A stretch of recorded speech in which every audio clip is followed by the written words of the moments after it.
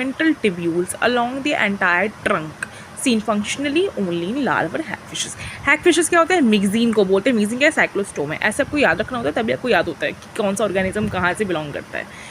एर्कीनेफ्रॉस क्या एक hypothetical ancestor kidney है जिसमें बहुत सारे सेगमेंट्स है टिब्यूल्स के, जिसमें पूरा, और ये सिर्फ और सिर्फ लार्वल हैगफिशेस में फंक्शनल होती है.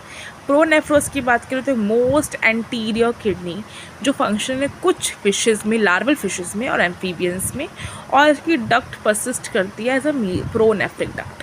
फिर बात करते हैं मीजोनेफ्रॉस की, which develops posterior to the pronephros, replacing it. It is a functional kidney in adult amniotes. ये जो हमारे फिश है, एम्फीबियंस है, उसमें ये एडल्ट किडनी में फंक्शनल होती है और ये रिप्लेस कर देते हैं प्रोनेफ्रॉस को. तो pronephric duct becomes a mesonephric duct, और यही प्रोनेफ्रिक डक्ट मीजोनेफ्रिक डक्ट बन जाती है, जिसे वोल्फियन डक्ट भी बोल रहे हैं यहाँ पे. Ophistonephros, which in some fishes and amphibians, the mesonephros extend posteriorly, incorporating more nephrons. It functions similarly to an extended mesonephrons. Generally क्या होता है कि जब वो पोस्टीरियरली फिश और एम्फीबियंस में इनकॉर्पोरेट करती है ज़्यादा नेफ्रॉन्स को, तो हम उसे ओफिसो नेफ्रॉस बोल देते हैं. मेडोनेफ्रॉन की बात करें तो ये बहुत एडवांस नेफ्रॉन होती है. इट इज़ वेरी लाइक बिल्कुल हायर वर्टिब्रेट्स में मिलेगी आपको. It develops start in the 5th month of gestation and comprises of two main embryonic structures, which is a metanephric blastema and embryonic bud. A mass of intermediate mesoderm in sacral is give rise to these nephrons functioning out of kidney, and outgrowth of the mesonephric duct near its entrance to a cloaca develop into collecting system of kidney, including the ureter, renal, pelvis, major and minor calyxes. और यहीं से सारे organs, ducts, collecting duct, loop of Henle. Metanephrons में basically क्या होता है ना, loop of Henle होती है, इसलिए ज़्यादा कंसनट्रेटेड यूरिन बनाते हैं as compare to meso and pro. अभी तक हमने जितने भी पढ़े थे नेफ्रॉज, उसमें कहीं पे भी लूप ऑफ हैनली का जिक्र नहीं हुआ था. But metanephron is the one of that nephrons which has loop of Henle and which is जिसमें ही तुम्हारा काउंटर करंट मैकेनिज्म भी होता है, बाकी चीज़ें भी होती हैं. सेकेंडली बात करते हैं टाइप ऑफ यूट्राइन मैमल्स. अब मैमल्स है लेकिन उनमें भी यूट्राइस ना डिफरेंट टाइप्स की होती हैं. उनमें 4 है, like duplex, bipartite, bicornuate and 4th one is simple. Duplex की बात करें तो 2 कंप्लीट सेपरेट यूट्राइन हॉर्न्स होती है इसमें दोनों के पास अलग सर्विक्स और अलग वजाइनल कैनाल होता है. ये मिलता है रैबिट्स और मार्supials में, and has also 2 वेजाइनास.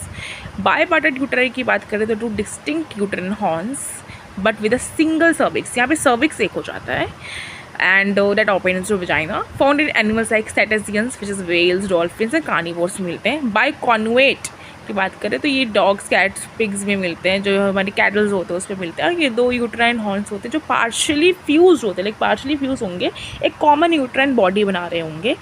And they are long uterine horns and small uterine body.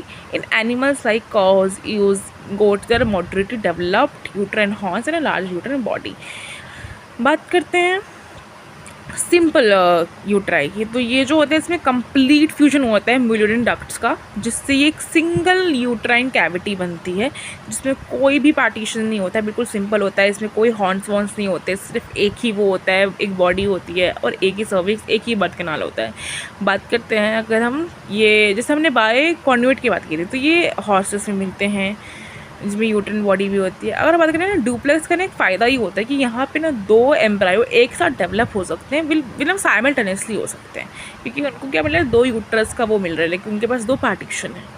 तो ये इनका एक क्या है, फ़ायदा ले सकते हैं.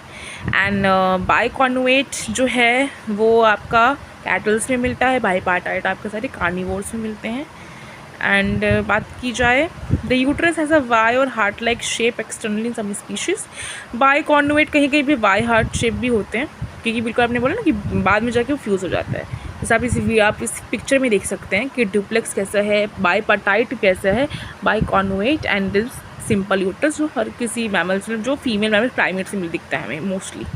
डुप्लेक्स से बात करो तो देखो यहाँ पे दोनों पार्टीशन है.